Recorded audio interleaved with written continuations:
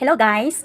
Kita mo ani nga video? Okay na ay video karon no nga nikalat sa internet about ni VP Sara Duterte. So, ni-attend siya og kasal no. Dayon, samtang padulong na sila sa reception no, pagawas niya sa Santo Niño Parish Church, nakita niya no ang isa ka PWD nga lalaki nga naa sa gawa sa simbahan. So bisan pa sa iyang gisuot no, so bisan pa sa iyahang postura no, ni step down siya no, nakig-istorya siya sa lalaki nga kini siya nga lalaki nga PWD. Okay, nakigistorya siya, then nakighalubilo siya no, or nakigpicture pa gid siya no sa PWD nga lalaki. So makita nato no kung unsa ka down to earth si VP Sara no. Makita nato no kung unsa siya ka friendly, unsa siya ka matinagdanon no sa iyahang mga kapwa no, labi na gyud sa mga PWD, sa mga bata. Makita gyud nimo no kung unsa siya kaduol para nila. So dili nato matansya no kung unsa ka maayong tawo no si VP Sara, unsa siya ka manggiluluyon nga tawo no. So ay siya ni sakay sa iyang sakyanan no, nakighimamat pa siya no, nakighalubilo pa siya sa PWD nga tawo. Talagsaon ra kayo no ang